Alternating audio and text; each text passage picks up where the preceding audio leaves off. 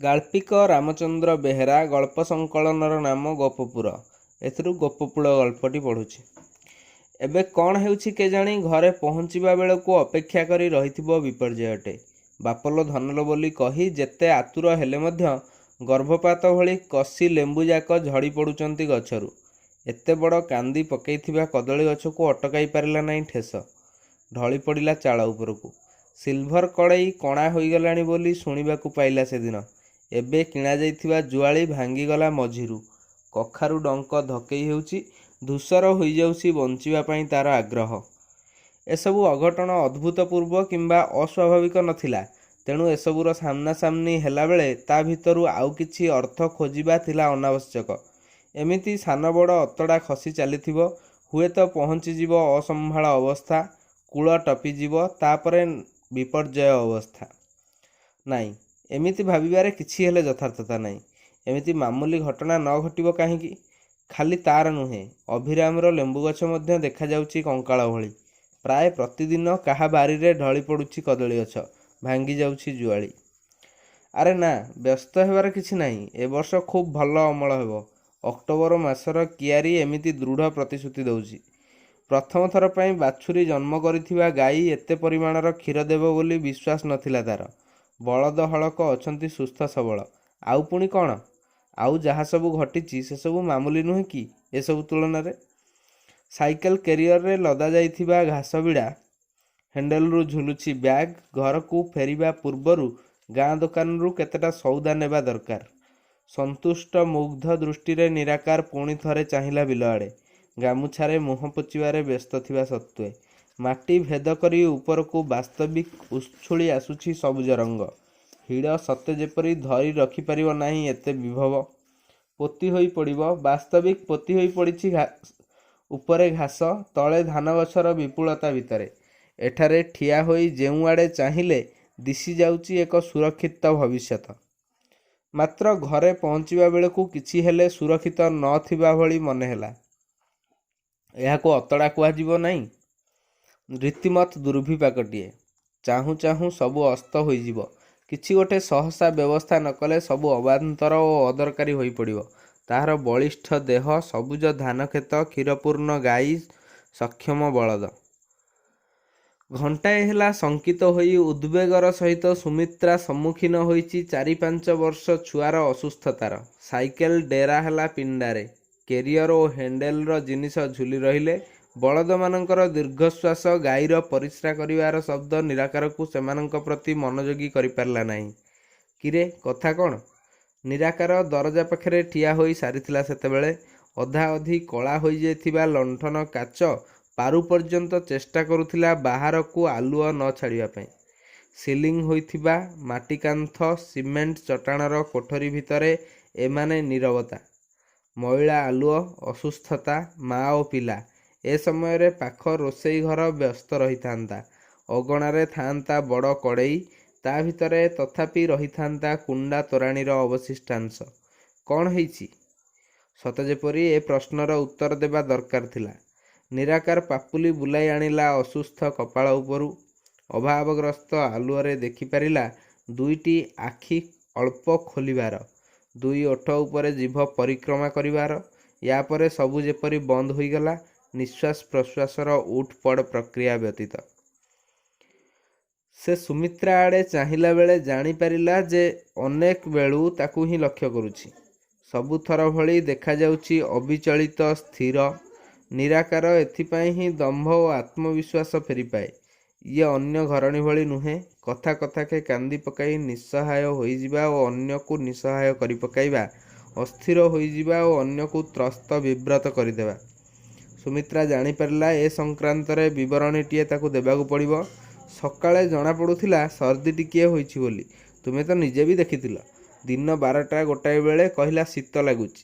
ସେତେବେଳକୁ ତାତି ଆରମ୍ଭ ହୋଇଯାଇଥିଲା। ତାତି ବଢ଼ୁଛି ସିନା, କମୁନାହିଁ। ଟିକିଏ ପୂର୍ବରୁ ବାଉଳି ହେଉଥିଲା। ନିରାକାର ଚାରିଆଡ଼କୁ ଚାହିଁ ଅନ୍ୟମନସ୍କ ହୋଇଗଲା। ଦରକାର ରାସ୍ତାଟେ। ସେଇ ରାସ୍ତାରେ ଗଲେ ପିଲାଟି ଭଲ ହୋଇପାରିବ।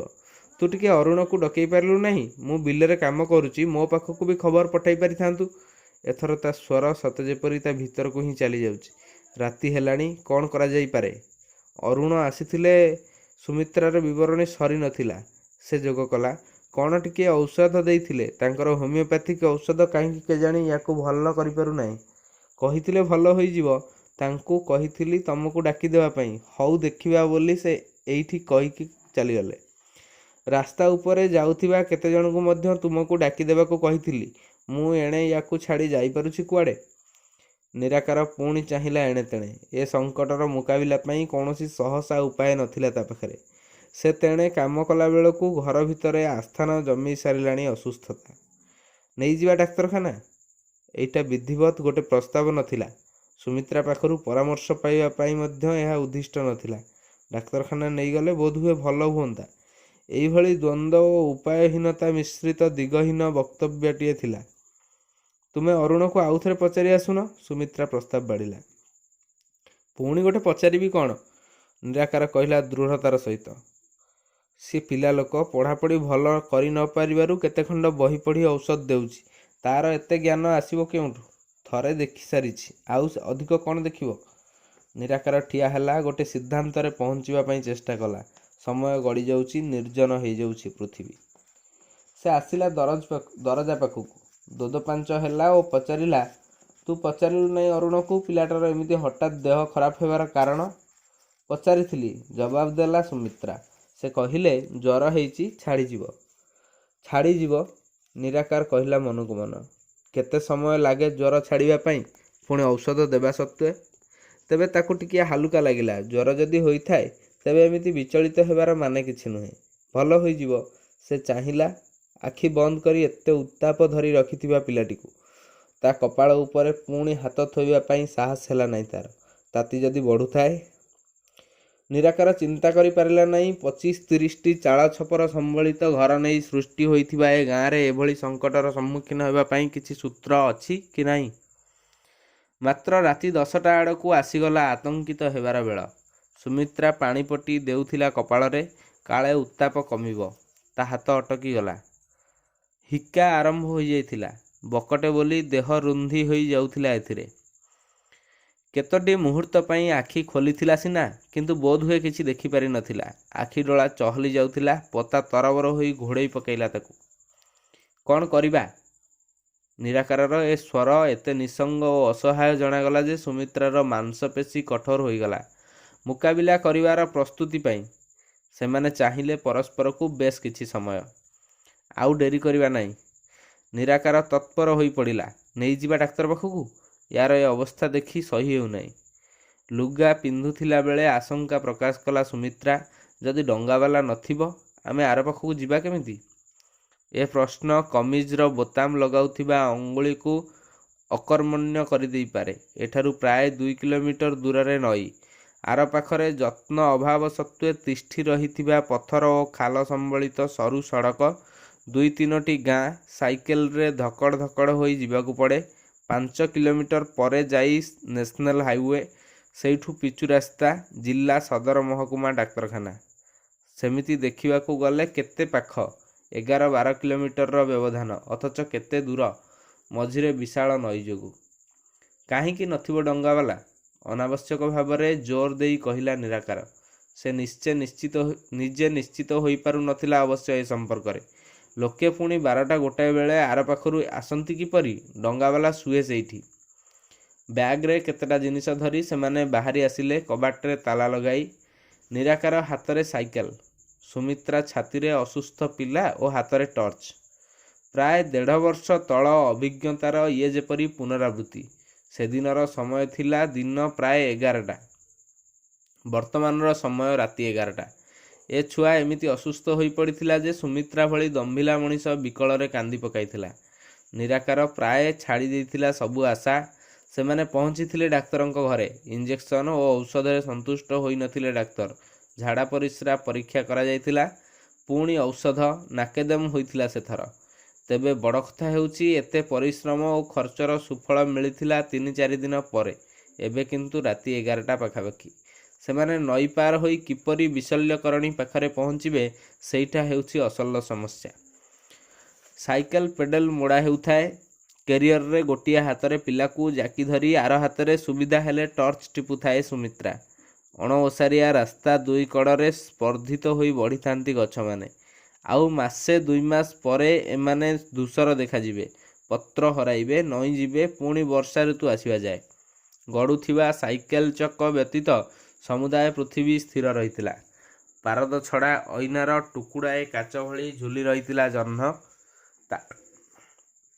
ତାରାମାନଙ୍କୁ ନେଇ ଆକାଶ ନିର୍ବାକ୍, ପୃଥିବୀ ଅବସନ୍ନ, ସବୁ ଯେପରି ବନ୍ଦ ହୋଇଯାଇଛି।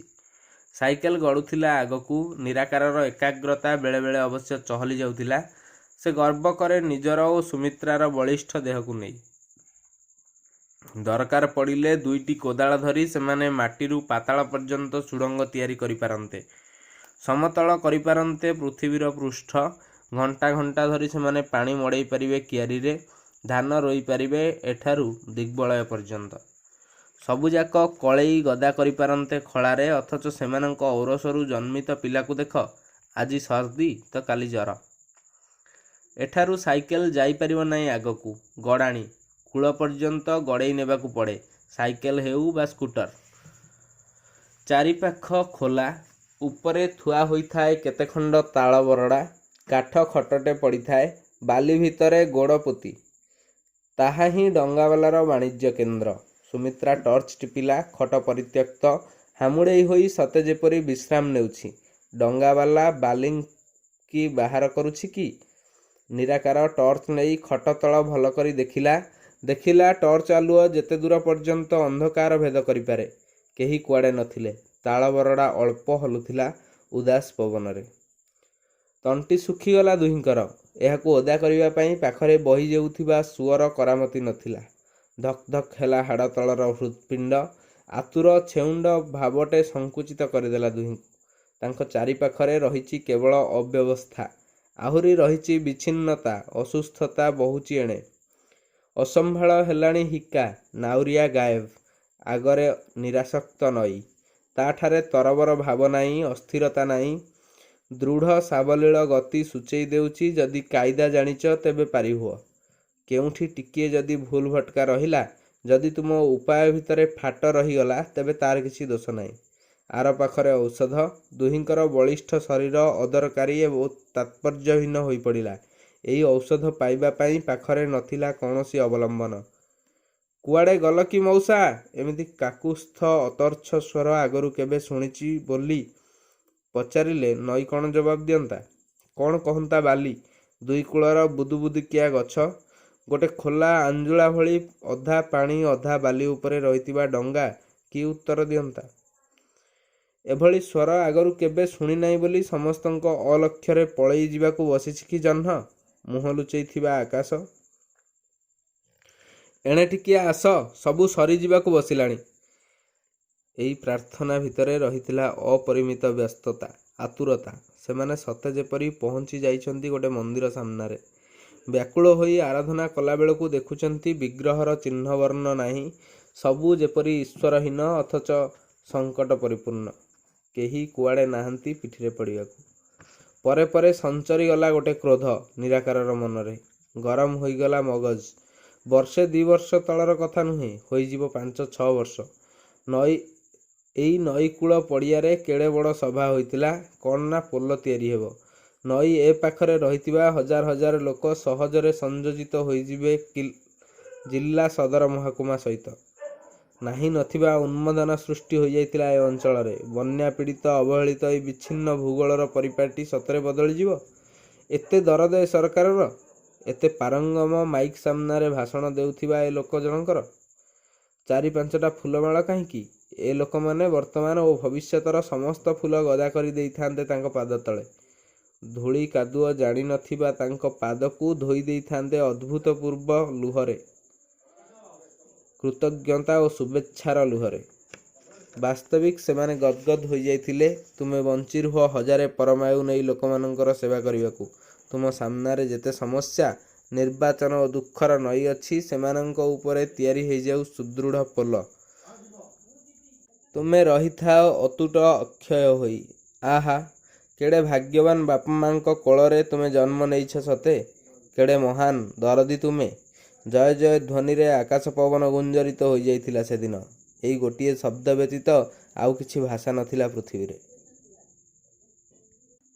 ମାର୍ବଲ ଫଳକ, ନାମ, ପଦବୀ ଓ ତାରିଖ ଲେଖାଯାଇଥିଲା। ଦୁଇଟି ବିପୁଳ ପିଲର ଉଠି ଆସିଲେ ତଳୁ। କାହିଁକି କେଜାଣି ସେତିକିରେ ବନ୍ଦ ହୋଇଗଲା ସବୁ। ପରେ ପରେ ଫଳକ ଉପରେ ଉତ୍କଟ ଭାଷା। ଏହା କିଛି ଦିନ ପରେ ତାହାର ଚିହ୍ନବର୍ଣ୍ଣ ମିଳିଲା ନାହିଁ। ସେଦିନ ସଭାରେ ଯୋଗ ଦେଇଥିବା କେତେକ ଲୋକ ସେହି ଜାଗାରେ ମୁତିବାକୁ ବେଶୀ ପସନ୍ଦ କରନ୍ତି। ମାତ୍ର ପିଲର ଦୁଇଟି ଅଛନ୍ତି ଆଗ ଭଳି। ଅହଲ୍ୟା ହେବା ପାଇଁ ସ୍ୱପ୍ନ ବିଜଡ଼ିତ ଦେଖାଯାଆନ୍ତି। ଦୁହିଁଙ୍କ ମୁଣ୍ଡ ଉପରେ ଥିବା ଲୁହା ରଡ୍ ଜଙ୍କ୍ଗ୍ରସ୍ତ ହୋଇ କଳା ଦେଖାଯାଏ। ଜଣାପଡ଼େ ଦୁଇଟି କ୍ୟାଣ୍ଡେଲ ଠିଆ ହୋଇଛନ୍ତି ମୁଣ୍ଡ ଉପରେ କଳା ରଙ୍ଗର ସଳିତା ଧରି। କେବଳ ଅଗ୍ନି ସଂଯୋଗ କରିବା କଥା ଆଲୁଅ ପାଇଁ। ନଈ ଅତିକ୍ରମ କରିବା ପାଇଁ ପୋଲ ହେଲା ନାହିଁ। ଅଥଚ ଅତିକ୍ରମ କରିବା ପ୍ରକ୍ରିୟା ରହିଥାଏ ଅବ୍ୟାହତ। ଜୀବନର ଆବଶ୍ୟକତା ଓ ଦାବୀ କେବେ କେଉଁ ପ୍ରତିଶ୍ରୁତି କିମ୍ବା ଆଶାକୁ ଅପେକ୍ଷା କରି ସ୍ଥଗିତ ରହିଛି କି? ଲୋକମାନେ ଯାଆନ୍ତି ଏକୂଳରୁ ସେକୂଳ। ମାଲପତ୍ର ନେବା ଆଣିବାଠୁ ଆରମ୍ଭ କରି ଝିଅ ଶାଶୁଘର ଯିବା, ଚାକିରି କରିବା, ମୋକଦ୍ଦମାରେ ହାଜର ହେବା, ହତ୍ୟା ହିଂସାକାଣ୍ଡ ସଂକ୍ରାନ୍ତରେ ପୋଲିସ ଅନୁସନ୍ଧାନ ଚାଲୁ ରହିବା, ନଈ ନାମକ ପ୍ରତିବନ୍ଧକ ଅତିକ୍ରମ କରାଯାଏ ଜୀବନର ସୁଅକୁ ଅବାରିତ କରିବା ପାଇଁ। ସବୁ ଚାଲିଛି ଆଗ ଭଳି ଡଙ୍ଗାରେ। ଏପାଖରୁ ରୋଗୀ ଯିବ ଆର ପାଖକୁ ଚିକିତ୍ସା ପାଇଁ। ଏଇ ଯେମିତି ନିରାକାର ଓ ସୁମିତ୍ରା ଆଣିଛନ୍ତି ଚରମ ଅବସ୍ଥାରେ ପହଞ୍ଚିଥିବା ଛୁଆକୁ ଧରି। ଦେଖିଲା ବେଳକୁ କିନ୍ତୁ ଅସଲ ଲୋକ ନାହିଁ। ଡଙ୍ଗା ଅଛି, କାତ ଅଛି, ମାତ୍ର ଏହାକୁ ଆଧାର ପାରି କରିଦେବା କୌଶଳୀ ମଣିଷ ଜଣକ ପଳେଇ ଯାଇଛି କୁଆଡ଼େ। କ'ଣ କରିବା ତେବେ? ସୁମିତ୍ରାର ଏଇ ପ୍ରଶ୍ନ କୌଣସି ଉତ୍ତର ପାଇପାରିଲା ନାହିଁ। ନିରାକାର ପୁଣି ଆହ୍ୱାନ କଲା, ଆମେ ଏଣେ ଅପେକ୍ଷା କରି ରହିଛୁ ମଉସା, ଆସ ଟିକିଏ ଜଲ୍ଦି। ଦେଖା ନାହିଁ ଅବତାରର ଉଦ୍ଧାର କାର୍ଯ୍ୟ ପାଇଁ। ଟର୍ଚ୍ଚ ଚୁପଚାପ, ଭାଷା ବନ୍ଦ, ସବୁ ନିର୍ବାକ ଓ ଅଚେତ। ସୁଅକୁ ଛାଡ଼ିଦେଲେ। ପଳେଇବା ଘରକୁ? ପ୍ରସ୍ତାବ ବାଢ଼ିଲା ସୁମିତ୍ରା। ମୋତେ ଆଉ କିଛି ବୁଦ୍ଧିବାଟ ଦେଖାଯାଉ ନାହିଁ। ଚାରିପଟେ ଏତେ ଅନ୍ଧକାର ଓ ନିର୍ଜନତା ଯେ କୋଦାଳ ଓ ଟାଙ୍ଗିଆ ସରୁ ବାଟଟିଏ ତା ଭିତରେ କାଟିପାରନ୍ତା ନାହିଁ। ନିରାକାର ଟର୍ଚ୍ଚ ଟିପି ବୁଲାଇ ଆଣିଲା ପାପୁଲି ଅସୁସ୍ଥ କପାଳ ଉପରେ। ସଂସାରର ସମସ୍ତ ଉତ୍ତାପ ସତେ ଯେପରି ଠୁଳ ହୋଇଛି ଏଇ ମାମୁଲି ଇଲାକା ଉପରେ। ଯେମିତି ହିକା ଉଠୁଥିଲା ତାହା ଏ ଦୁଇ ଜଣଙ୍କୁ କାହିଁକି ସ୍ୱୟଂ ଚରକକୁ ମଧ୍ୟ ନିରୁପାୟ ଓ ଆତଙ୍କିତ କରିଦିଅନ୍ତା। ସେ ଫେରିଯିବ। ଅବଲମ୍ବନହୀନ ଘରେ ପୁଣି ଥୋଇଦେବ ଏହି ସଙ୍କଟକୁ ଏବଂ ଅପେକ୍ଷା କରିବ ସକାଳ ଯାଏଁ। ନିରାକାରର ଅନ୍ତରାତ୍ମା ଛିନ୍ଛତ୍ର ହୋଇଗଲା ଏହି ଭାବନାରେ। ସକାଳ ପର୍ଯ୍ୟନ୍ତ ଅପେକ୍ଷା କରିବା ପାଇଁ କିଛି କ'ଣ ଥିବ? କ'ଣ ସେ ଦେଖିବ ଘରେ? ପିଲାଟା କେମିତି ରାହା ନ ପାଇ ପଳେଇ ଯାଉଛି ଆରପାରିକୁ ଅନିବାର୍ଯ୍ୟ ଭାବରେ, ଏତକ ନା ଆଉ କିଛି? ସେ ଥାଉ ଥାଉ କେମିତି ଛୁଆଟେ ପଳେଇଯିବ ଆରପାରିକୁ? ସେ କାହିଁକି ଏକୂଳରୁ ଆରକୂଳକୁ ନେଇ ଯାଇପାରିବ ନାହିଁ ଏହାକୁ? କ'ଣ ତେବେ ହେବ ଏତେ ବଳିଷ୍ଠ ଦେହ ନେଇ ବଞ୍ଚି ରହିବାରେ? କାହିଁକି ବଞ୍ଚି ରହିବ ସେ? ନିରାକାର ଭିତରେ ବ୍ୟାକୁଳତା ଓ କ୍ରୋଧ ଆଉ ନଥିଲା। କୁଆଡ଼େ ହଜିଗଲା ଉପାୟହୀନତା ଓ ନିଃସହାୟତା। ସେ ଯେପରି କଠିନ ଓ ଦୃଢ଼ ହୋଇଯାଉଛି, ସମ୍ପ୍ରସାରିତ ହୋଇଯାଉଛି ତା'ର ତମାମ ଦେହ। ଏଇ ଯେପରି ସେ ଉଡ଼ିଯିବ ପବନରେ, ପହଞ୍ଚିଯିବ ଆର ପାଖରେ, ଉପାଡ଼ି ଆଣିବ ଔଷଧର ଗନ୍ଧମାର୍ଦ୍ଦନ, ଦୁଇ କାନ୍ଧରେ ଟେକି ଆଣିବ ସମସ୍ତ ଡାକ୍ତରଙ୍କୁ। ଏମିତି କିଛି ଘଟିବ କି ସତେ? ନିରାକାର ନିର୍ଦ୍ଦେଶ ଦେଲା, ଚାଲ ଆଗକୁ। କେଉଁଠିକି? ସୁମିତ୍ରା ଜାଣିପାରିଲା ନାହିଁ। ଆଗକୁ ସେ ଯିବ କେଉଁଠିକି? ଡଙ୍ଗା ପାଖକୁ ଚାଲ। ଏହା ଥିଲା ରୂପାନ୍ତରିତ ହୋଇଯାଇଥିବା ନିରାକାରର ଆଦେଶ। ଡେରି କରିବା ନାହିଁ। ଆଖର ହୋଇଯାଉଛି ବେଳ। ଯାହା କରିବା ଚଞ୍ଚଳ କରିବା। ରୂପାନ୍ତରିତ ନିରାକାର। ମାତ୍ର ଏହା ପାଗଳାମୀ ନା ଅଲୌକିକ ଶକ୍ତି ତାହା ଜମା ବୁଝିପାରିଲା ନାହିଁ ସୁମିତ୍ରା। ଆଗକୁ ଯିବା କ'ଣ ପାଇଁ? ବିଧିବଦ୍ଧ ଭୟଭୀତ ହୋଇସାରିଥିଲା ସୁମିତ୍ରା। ନାଉରିଆ ନାହିଁ ଦେଖୁଛ ପରା। ଆଉ କ'ଣ ପହଁରି କରି ଯିବ ଆଗକୁ? ନା ଚାଲି ଚାଲି। ବେଶୀ କଥାବାର୍ତ୍ତା କରନା। ସମ୍ଭବତଃ କାଳିସୀ ଲାଗିସାରିଥିଲା ନିରାକାରକୁ। ଯିବି ଚାଲି ଚାଲି, ତୁ ଥିବୁ ମୋ ପାଖରେ, ମୁଣ୍ଡ ଉପରକୁ ଟେକି ଧରିଥିବି ଛୁଆକୁ। ତାପରେ ଦେଖିବୁ କ'ଣ ହଉଛି। ଏ ନଈ ବାଟ ଛାଡ଼ିଦେବ, ଛିଣ୍ଡିଯିବ, ଶୁଖିଯିବ ସୁଅ। ଆମେ ଯେଉଁଠି ପାଦ ପକାଇବା ତାପରେ ଗୋପପୁର। ଆଜି କେବଳ ବସୁଦେବ ଯିବେ ନାହିଁ, ତାଙ୍କ ସହିତ ଥିବ ଦେବକୀ। ଚାଲ। ନିରାକାର ଆପାତତଃ ସୁମିତ୍ରାର ହାତ ଟାଣିଲା। ତୁମ ମୁଣ୍ଡରେ ଭୂତ ସବାର ହେଇଛି ନା କ'ଣ? ପ୍ରତିବାଦ କଲା ସୁମିତ୍ରା। ଏହି ବିଚିତ୍ର ଉପାୟ ଶୁଣି। ଏମିତି ଠାକୁରଙ୍କ ପାଇଁ ଘଟିବ ସିନା। ଆମେ କିଏ? ତୁମ ବୁଦ୍ଧିରେ ଡେଇଁ ପଡ଼ିବି ଏ ଗହୀର ନଈକୁ? ତୁମେ ଆଗେ ମୋ ହାତ ଛାଡ଼ିଲ। ଚାଲ ଘରକୁ। ଏଠାରେ କେହି କାହାର ସାହା ହୁଅନ୍ତି ନାହିଁ। ନାଉରିଆ ନଥିବ ଦରକାର ବେଳେ, ଆଉ ଭଗବାନଙ୍କ କଥା କହୁଛ ଯେ ତାଙ୍କର ଠିକ୍ ଠିକଣା କେଉଁଠି ଥାଏ କେଜାଣି? ସୁମିତ୍ରା କହୁଥାଏ ଏବଂ ଟାଣି ହୋଇଯାଉଥିବା ଏ ସୁଅ ପାଖକୁ। ଡଙ୍ଗା ପାଖରେ ପହଞ୍ଚି ନିରାକାର ପ୍ରଥମେ ସାଇକେଲ ଥୋଇଲା ତା ଭିତରେ, ହାତ ବଢ଼ାଇ ଆହ୍ୱାନ କଲା, ଉଠିଆ ଉପରକୁ, ମୁଁ କହୁଛି ଉଠିଆ। ନାଇଁ ନାଇଁ ଏମିତି କର ନାହିଁ, କହିଦେଉଛି। ପ୍ରତିବାଦ ସହିତ ଏଥର ମିଶି ରହିଥିଲା କାକୁତି ମିନତି। ତୁମକୁ କ'ଣ ଡଙ୍ଗା ବାହି ଆସିବ? ଏତେ ଓସାରିଆ ନଈ ତୁମେ ପାର ହେବ କିପରି? ମୁଁ କହୁଛି ଏ ପାଗଳାମି ବନ୍ଦ କର। ଦୁଇଟି ଦର୍ପିତ ବାଉଁଶ କାତ ଡଙ୍ଗା ବନ୍ଧା ଯାଇଥିଲା କୂଳରେ। ନିରାକାର ତାହା ଖୋଲି ସାରି କିଛି ବାଟ ଠେଲିଲା ଡଙ୍ଗାକୁ ତାହା ସୁଅ ଉପରକୁ ସମ୍ପୂର୍ଣ୍ଣ ଭାବେ ଆସିବା ପର୍ଯ୍ୟନ୍ତ। ପରେ ପରେ ସେ ଉଠି ଆସିଲା ଡଙ୍ଗାକୁ। କାତ ଧରିବା ମାତ୍ରେ ଗୋଟେ ନାହିଁ ନଥିବା ଶୀତ୍କାର ବିଛେଇ ହେଇଗଲା ତା ଦେହରେ। ଟାଙ୍କୁରି ଉଠିଲା ଦେହ। ସବୁଠାରୁ ବଡ଼ କଥା ହେଲା, ଏଭଳି ଦୁଃସାହସୀ ସେ ହୋଇନଥିଲା କେବେ। ଏହା ହୋଇପାରେ ଆତ୍ମହତ୍ୟା କିମ୍ବା ଜୀବନ ରକ୍ଷା। ସେ ଆଦୌ ଜାଣେ ନାହିଁ କ'ଣ ଏହାର ପରିଣାମ। ତେବେ ସେ ଗ୍ରହଣ କରୁଛି ଗୋଟେ ଚ୍ୟାଲେଞ୍ଜକୁ। ଏ ବାବଦରେ ତାଠାରେ ରହିଛି ଯଥେଷ୍ଟ ଶାରୀରିକ ଶକ୍ତି, ଆର ପାଖକୁ କୌଣସି ମତେ ଯିବାର ଦୃଢ଼ତା। ପାଣି ଉପରେ ଡଙ୍ଗା ହଲିବାକୁ ଆରମ୍ଭ କରିଥିଲା ସେତେବେଳକୁ। ଏ କୂଳ ଘୁଞ୍ଚି ସାରିଥିଲା ପଛକୁ।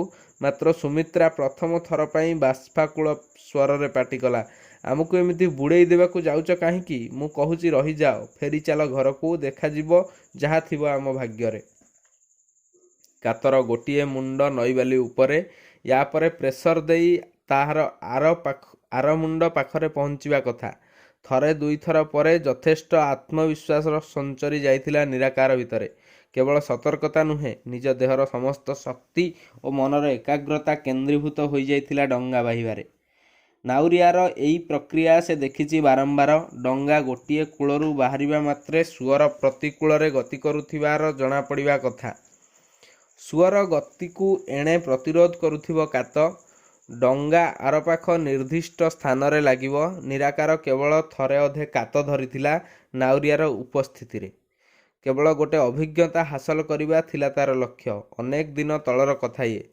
ବର୍ତ୍ତମାନର ପରିସ୍ଥିତି କିନ୍ତୁ ସମ୍ପୂର୍ଣ୍ଣ ଅଲଗା। ତାକୁ ଏକୁଟିଆ ଡଙ୍ଗା ବାହିବାକୁ ପଡ଼ିବ ଏଇ ଅଧରାତିରେ। ଟିକିଏ କେଉଁଠି ଭୁଲ ରହିଗଲେ ସରିଯିବ ସବୁ। ସବୁ ଜଣାପଡ଼ୁଥିଲା ବିଭତ୍ସ ଓ ରହସ୍ୟମୟ। ଗୋଟିଏ କଳା ରଙ୍ଗର ଗତିଶୀଳ ଜିଭ ଭଳି ଦେଖାଯାଉଥିଲା ନଈ। ଜଣେ ଅନଭିଜ୍ଞ ଲୋକର ଡଙ୍ଗା ଏହାକୁ ଅଯଥା ଖଇଚା କରୁଛି ବୋଲି ସେ ଯଦି ହିଂସ୍ର ହୋଇପଡ଼େ, ତେବେ କ'ଣ କରାଯାଇପାରେ? ସୁମିତ୍ରାର ଦେହ ଶୀତେଇ ଉଠିଲା। ଏତେ ବ୍ୟାକୁଳତା ଓ ଉଦ୍ବେଗ ସହିତ ଅସମ୍ଭବ ହୋଇପଡ଼ୁଥିଲା ତା ପାଇଁ। ଦୁଇ ମଙ୍ଗକୁ ଯୋଗ କରିଥିବା ଗୋଟେ ଅଣଓସାରିଆ ପଟା ଉପରେ ବସି ଜଡ଼ସଡ଼ ହୋଇଯାଇଥିଲା। ଛାତିରେ ଜାକି ଧରିଥିବା ପିଲାର ଅସୁସ୍ଥତା ସମ୍ପର୍କରେ ତାର ସଚେତନତା ବ୍ୟାହତ ହେଉଥିଲା ବେଳେବେଳେ। ସେ ନିଶ୍ଚିତ ଥିଲା ଯେ ଅନ୍ତିମ ମୁହୂର୍ତ୍ତ ଖୁବ୍ ଚଞ୍ଚଳ ପାଖେଇ ଆସୁଛି। ଡଙ୍ଗା ବେଳେବେଳେ ଦୋହଲି ଯାଉଥିଲା ଭୟଙ୍କର ଭାବରେ। ଏଇ ଯେପରି ପିଲା ସମେତ ସେ ଛିଟିକି ପଡ଼ିବ ପାଣି ଭିତରକୁ। ବନ୍ଦ ହେଇଯାଉଥିଲା ଆଖି, ବାତିଲ ହୋଇଯାଉଥିଲା ନିଶ୍ୱାସ ପ୍ରଶ୍ୱାସ ପ୍ରକ୍ରିୟା। ଭୟରେ କେଉଁଠି କେଜାଣି ଲୁଚି ଯାଉଥିଲା ରକ୍ତ ସଞ୍ଚାଳନ। ଏଇ ଫାଟିଯିବ ହୃତ୍ପିଣ୍ଡ, ମନ୍ଥି ହୋଇଯିବ କଲିଜା, ହାଡ଼ମାଂସ ବାମ୍ଫ ହୋଇ ହଜିଯିବ କେଉଁଆଡ଼େ। ଏତେ ବର୍ଷ ହେଲା ଧୀର ସ୍ଥିର ପରିଶ୍ରମୀ ବୋଲି ଭାବି ଆସୁଥିବା ମରଦ ଜଣକ ତେବେ ଏଇଆ? ଏମିତି ଏକବାଗିଆ ଜିଦଖୋର ପାଗଳଟେ? ଏଇ କାରଣରୁ ସୁମିତ୍ରାର ଆଶଙ୍କା ନାହିଁ ନଥିବା ପର୍ଯ୍ୟାୟକୁ ଆସିଯାଇଥିଲା। ଏଭଳି ପରିସ୍ଥିତିରେ ତାର ଆଉ କିଛି କରିବାର ନାହିଁ। ସେ କେବଳ ଦେଖୁଥିଲା ଗୋଟେ ଝାପ୍ସା ଛାଇ ଯିବା ଆସିବା କରୁଛି ଡଙ୍ଗା ଉପରେ। ବେଳେବେଳେ ନଇଁ ପଡ଼ୁଛି ତ କେତେବେଳେ ପୁଣି ଠିଆ ହେଉଛି। ସବୁ ଥିଲା ଭୌତିକ ଓ ଭୟଙ୍କର। ଟର୍ଚ୍ଚଟା ଟିକେ ପକେଇଲୁ, ଆଉ କେତେ ବାଟ ରହିଲା ଦେଖିବା। ଶୁଭିଗଲା ଗୋଟେ ଧଇଁସଇଁ ସ୍ୱର। ଜଣେଇ ଦେଲା ଯେ ସରିଯାଉଛି ଦେହର ଶକ୍ତି, ମନର ଦମ୍ଭ, ଧୈର୍ଯ୍ୟ, ଆତ୍ମବିଶ୍ୱାସ। ଟର୍ଚ୍ଚ ଆଲୁଅ କିଛି ହେଲେ ଠାବ କରିପାରିଲା ନାହିଁ। ତାହାର ଆଲୁଅ ନା ପହଞ୍ଚି ପାରିଲା ଏ କୂଳରେ ନା ସେ କୂଳରେ। ତେବେ ସେମାନେ ନଈ ମଝିରେ ପହଞ୍ଚି ଯାଇଛନ୍ତି ବୋଲି ଆପାତତଃ ନିଶ୍ଚିତ ହୋଇପଡ଼ିଲେ। ଅଜାଣତରେ ସୁମିତ୍ରାର ଟର୍ଚ୍ଚ କେନ୍ଦ୍ରୀଭୂତ ହୋଇ ରହିଲା ନିରାକାରର ଦେହ ଉପରେ କେତୋଟି କ୍ଷଣ ପାଇଁ। ଝାଳ ଯୋଗୁଁ ତା ଦେହ ଚକଚକ୍ ଦେଖାଯାଉଥିଲା। ନିରାକାରର ନିଘା ନଥିଲା ସେ ଆଡ଼କୁ। ସେ ଆତୁର ହେବା ଆରମ୍ଭ କରିଥିଲା ଏଇ କାରଣରୁ ଯେ ତା ଦୁଇ ହାତ ଏଇ ଯେମିତି ଖସିଯିବ ତା ଦେହରୁ। ତା ମାଂସପେଶୀ ଅବସନ୍ନ ହେବା ଆରମ୍ଭ କରିଥିଲା। ଦୁଇ ପାପୁଲି ଆଉ ଧରି ନଥିଲେ କାତକୁ। ତାହା ପରିଣତ ହୋଇଯାଇଥିଲା ଗୋଟେ ନିଆଁ ରଡ଼ରେ। ସିଝିଯିବ ଅବିକା ତା ପାପୁଲି। ଡଙ୍ଗା ବାହିବା ଏତେ କଷ୍ଟ କାମ ବୋଲି ସେ ଜାଣିନଥିଲା ଆଦୌ। ସ୍ୱୀକାର କଲା ସେ, या ପୂର୍ବରୁ ସେ ଯେବେ ଥରେ ଅଧେ ଡଙ୍ଗା ବାହିଥିଲା ତାହା ଆଦୌ ସୂଚେଇ ନଥିଲା ଏକଥା। ଅଥଚ ନାଉରିଆ ଜଣକ ତା ତୁଳନାରେ କେତେ ଦୁର୍ବଳ, ନହକା ଦେହ, ପ୍ରାୟ ଚନ୍ଦା ମୁଣ୍ଡ, ଅଧା ଅଧି ପାଚି ଯାଇଥିବା ନିଶ। ଅନ୍ୟ ଜଣକର ସାହାଯ୍ୟରେ ସେ ଏମିତି ଡଙ୍ଗା ବାହେ ସତେ ଯେମିତି ସେ ବିଞ୍ଚଣାଟେ ଧରି ବିଞ୍ଚି ହେଉଛି ସ୍ୱଚ୍ଛନ୍ଦରେ। ମାତ୍ର ଏବେ ସେ ଅନୁଭବ କରୁଛି ହେତୁ ପାଇଲା ଦିନୁ ସେ ଅନଭିଜ୍ଞ ହାତ ନେଇ ଡଙ୍ଗା ବାହି ଆସୁଛି। ଯେତେ ଚେଷ୍ଟା କଲେ ମଧ୍ୟ ଏହା ପହଞ୍ଚି ପାରୁନାହିଁ ଲକ୍ଷ୍ୟସ୍ଥଳରେ। ସମସ୍ତ ଶକ୍ତି ଓ ଧୈର୍ଯ୍ୟ ହରାଇ ଫମ୍ପା ହୋଇଯାଉଛି ତା ଦେହ, ଦୁର୍ବଳ ହୋଇଯାଉଛି ଆରକୂଳରେ ପହଞ୍ଚିବାର ଶପଥ ଓ ଆଶା। ବଡ଼ ଅସୁବିଧାଟି ହେଉଛି ପ୍ରବଳ ଦୋହଲିବା ସହିତ ଡଙ୍ଗା ନିଶ୍ଚୟ ଦିଗ୍ଭ୍ରଷ୍ଟ ହୋଇସାରିଛି। ଗୋଟିଏ ଯୁଗ ହେଲା ସେ କାତ ମାରି ଚାଲିଛି, ଅଥଚ ଆରକୂଳର ଦେଖା ନାହିଁ। ଆହୁରି ମଧ୍ୟ ଜଣାପଡ଼ି ଯାଉଛି ଯେ ନଈର ଗଭୀର ଅଞ୍ଚଳ ଆଡ଼କୁ ଡଙ୍ଗା ଚାଲିଯାଉଛି। କେଉଁଠି ଭଉଁରୀ ଯଦି ଥାଏ, କାତ ଯଦି ଆଦୌ ନ ପାଏ, ଏ ନଈରେ କ'ଣ ପୈଶାଚିକ କୁମ୍ଭୀର ଅଛନ୍ତି? ହଠାତ୍ ସବୁ ଯେପରି ହୁଗୁଳିଗଲା ତା ହାତ ମୁଠାରୁ। କାତର ନିୟନ୍ତ୍ରଣରୁ ଡଙ୍ଗା। ସେମାନେ ଏଥର ଖାଲି ଭାସି ଚାଲିଛନ୍ତି ତଳକୁ ଅକ୍ତିଆରହୀନ ଡଙ୍ଗାରେ। ଗୁଡ଼ାଏ ବିସ୍ଫୋରଣ ସୃଷ୍ଟି ହୋଇଗଲା ଚାରିଆଡ଼େ। ନିରାକାରର ଆଉ ସନ୍ଦେହ ରହିଲା ନାହିଁ ଯେ ସେ ହାରିଯାଉଛି। କ'ଣ ଘଟିବ ୟା ପରେ? ଓଲଟି ପଡ଼ିବ କି ଡଙ୍ଗା? ଭାସିଯିବେ ସେମାନେ ସମୁଦ୍ର ଭିତରକୁ? କ'ଣ ହେଉଛି? ଆତଙ୍କିତ ସୁମିତ୍ରା ଆହୁରି ଜୋରରେ ଚାପି ଧରିଲା ପିଲାକୁ ଛାତିରେ। ସେ ଭୟରେ ଆଖି ବୁଜି ପକାଇଲା ଶେଷ ଦୁର୍ଘଟଣାକୁ ନ ଦେଖିବା ପାଇଁ। ଛୁଆକୁ ଶୁଆଇ ଦେ ଡଙ୍ଗାରେ, କୌଣସି ମତେ ଶୁଆଇ ଦେ, ଠିଆ ହେଇ ପଡ଼। ହାତରେ ଧର ଆରକାତକୁ। ଭାସି ଯାଉଛି ଡଙ୍ଗା ତଳକୁ, ତାକୁ ଆଉ ଅଟକାଇବା ଦରକାର। ଅଲଗା ଶୁଭୁଥିଲା ନିରାକାରର ଏ ସ୍ୱର। ଉଦ୍ଧାର ପାଇବା ପାଇଁ ଏହା ହିଁ ଥିଲା ସର୍ବଶେଷ ଉପାୟ ତା ଦୃଷ୍ଟିରେ। ଗୋଟିଏ ମୁହୂର୍ତ୍ତରେ ସୁମିତ୍ରା ଅଣ୍ଟାରେ ଗୁଡ଼େଇଲା ଲୁଗା। ପରକ୍ଷଣରେ ତା ହାତରେ କାତ। ତାକୁ ନିର୍ଦ୍ଦେଶ ଦେବା ଦରକାର ନଥିଲା। ଡଙ୍ଗାର ମଙ୍ଗ ପାଖରେ ସେ ଧରି ରଖିଲା କାତ। ଦୀର୍ଘ ସମୟ ପରେ ଡଙ୍ଗା ପୁଣି ମୁହାଁଇଲା କୂଳ ଆଡ଼େ। ୟା ପରଠାରୁ ସୁମିତ୍ରା ଆଉ ବସି ରହିନଥିଲା। ଦୁହେଁ ପରସ୍ପରକୁ ଠିକ୍ ଭାବରେ ଦେଖିପାରୁ ନଥିଲେ ବି, ଦୁହିଁଙ୍କର କାତ ମାରିବାର ସଙ୍ଗତି ନଥିଲେ ବି, ଦୁହେଁ ଚାଲୁଥିଲେ ଡଙ୍ଗା କୌଣସି ମତେ ଆରକୂଳରେ ଲାଗୁ। ତାହା ହିଁ ଥିଲା ଏକ ଅମୃତମୟ ମୁହୂର୍ତ୍ତ। ଡଙ୍ଗା ଲାଗିଲା ଆରକୂଳରେ। କ୍ରାନ୍ତିର ଝାଳ ଓ ଆନନ୍ଦର ଲୁହ ନଈରେ ମିଶି ସୃଷ୍ଟି କଲେ ଏକ ଅଭୂତପୂର୍ବ ସୁଅ।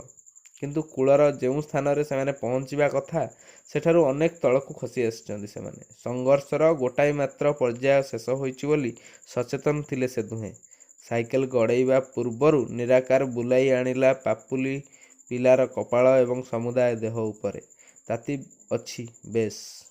ହିକା ଉଠୁଛି ଆଗ ଭଳି। ନିରାକାର ଜମା ବୁଝିପାରିଲା ନାହିଁ କାହିଁକି ଏକ ବିଚିତ୍ର ପୁଲକ ଓ ପରିପୂର୍ଣ୍ଣ ଆବେଗରେ ସେ ଅଧୀର ହୋଇପଡ଼ିଲା ଏହା ସତ୍ତ୍ୱେ। ସେ ପ୍ରାୟ କହିବାକୁ ଯାଉଥିଲା, ତୁ ଭଲ ହେବୁ, ସୁସ୍ଥ ସବଳ ହୋଇ ଖେଳିବୁ ଅଗଣାରେ, ତୋ ପାଇଁ ବଲ୍ କିଣିଦେବି, ବଡ଼ ହେବୁ, ଶକ୍ତିଶାଳୀ ମଣିଷ ଜଣେ ହେବୁ ଆଗକୁ। ସେତେବେଳେ ଆମେ ବୁଢ଼ାବୁଢ଼ୀ ହୋଇଯାଇଥିବୁ। ତୋ ମା ତୋ ଆଗରେ ବର୍ଣ୍ଣନା କରିବ ଏଇ ରାତି, ମୋ ମୁଣ୍ଡରେ ଭୂତ ସବାର ହୋଇଥିବା କଥା। ତୁ ଶୁଣିବୁ ଆମୋଦିତ ହୋଇ। ତୁ ଚାହିଁବୁ ନିଜ ଆଡ଼େ। ବିଶ୍ୱାସ କରିପାରିବୁ ନାହିଁ ଆଜିର ରାତି କଥା। କେମିତି ତୋତେ ଆମେ ନେଲୁ ଗୋପପୁର। ନିଦବାଉଳା ସ୍ୱର କେଉଁ ଏକ ଚଢ଼େଇର। ନିରାକାର ପଚାରିଲା ତ୍ରସ୍ତ ହୋଇ, ରାତି ପାହିଲାଣି ନା କ'ଣ? ଏକଥା ସତ। ଡଙ୍ଗା ବାହିବାରେ ସେ ଏମିତି ମଗ୍ନ ଥିଲା ଯେ ସମୟର ଗତି ସମ୍ପର୍କରେ ସଚେତନ ହୋଇପାରି ନଥିଲା। ବାସ୍ତବିକ ସେ ବିସ୍ମିତ ହେଉଥିଲା ଏଇଥିପାଇଁ ଯେ 100 ଘଣ୍ଟାର ସଂଘର୍ଷ ପରେ ବି ରାତି ପାହିନାହିଁ। ନଈକୂଳର ସରୁ ପାଦଚଲା ରାସ୍ତା। ସମ୍ଭବ ହେଉନଥିଲା ସାଇକେଲ ଚଳାଇବା। ସେମାନେ ଚାଲୁଥିଲେ ଆଗକୁ। ଯେଉଁଠି ଡଙ୍ଗା ଅଟକିବା କଥା ସେଇଠି ପହଞ୍ଚିଗଲେ ଆଉ ବାଟ ଖୋଜିବା ଦରକାର ନାହିଁ। ତାପରେ ପରିଚିତ ଇଲାକା। ପ୍ରାୟ 1 କିଲୋମିଟର ତଳକୁ ଖସି ଯାଇଥିଲେ ସେମାନେ। ଏଥର ସାଇକେଲ ପରିଚିତ ରାସ୍ତା ଉପରେ ଶୁଭିଯାଉଛି ନ୍ୟାସନାଲ ହାଇୱେ ଉପରେ ଯିବା ଆସିବା କରୁଥିବା ଗାଡ଼ିର ଆବାଜ। ଦେଖାଯାଉଛି ଆଲୁଅ। ଦୂର ଦିଗ୍ବଳୟ ସତେ ଯେପରି ବିସ୍ଫାରିତ ହୋଇ ରହିଛି ସହରର ଆଲୁଅମାନଙ୍କ ଯୋଗୁଁ। ଅତୀତରେ ଯେଉଁ ଡାକ୍ତରଙ୍କ ପାଖକୁ ସେ ଆସିଥିଲା, ତାଙ୍କ ଘର ଜାଫ୍ରି ବନ୍ଦ, ଆଲୁଅ ବି ବନ୍ଦ। କେଜାଣି କେତେ ବର୍ଷ ପରେ ସେ ପୃଥିବୀର କୌଣସି ଲୋକଙ୍କୁ ନିଦରୁ ଉଠଉଛି। କିଏ? ଅନେକ ନୀରବତା ପରେ ଘର ଭିତରୁ ଗୋଟାଏ ସ୍ୱର, ଆଜ୍ଞା, ଏଣେ ଆମକୁ ରକ୍ଷା କରନ୍ତୁ। ଭିତରେ କବାଟ ଖୋଲିବାର ଶବ୍ଦ। ପରେ ପରେ ଜାଫ୍ରି ଆଲୁଅ ଜାଗ୍ରତ ହେଲା। ନିରାକାର ଜାଣିଥିଲା କବାଟ ଖୋଲିବ ନିଶ୍ଚୟ, ଆଲୁଅ ଜଳିବ, କାହାର କ'ଣ ହୋଇଛି ବୋଲି ଜିଜ୍ଞାସା ଶୁଭିଯିବ। ବିଶାଳ ଅବ୍ୟବସ୍ଥା ଭିତରେ ଏସବୁ ଘଟିବ ବୋଲି ଆଶାଟେ ଥାଏ। ଖାଲି ସେଇଥିପାଇଁ କୌଣସି ସୁଅ, କୌଣସି ଅନ୍ଧକାର ଓ ନିର୍ଜନତା, କୌଣସି ଅନଭିଜ୍ଞତା ଅଟକାଇ ପାରେ ନାହିଁ ନିରାକାରର ଗତିକୁ। या ପରେ ଯଦି କାନ୍ଥକୁ ଆଉଜି ସୁମିତ୍ରା ଅବଶ ଓ ଅଚଞ୍ଚଳ ହୋଇଯାଏ, ଚରମ କ୍ଳାନ୍ତି ଯୋଗୁଁ କିମ୍ବା ସାଇକେଲ ଚକର ହାୱା ବାହାରି ଯାଇଥାଏ, ତେବେ କ୍ଷତି କ'ଣ? ଧନ୍ୟବାଦ।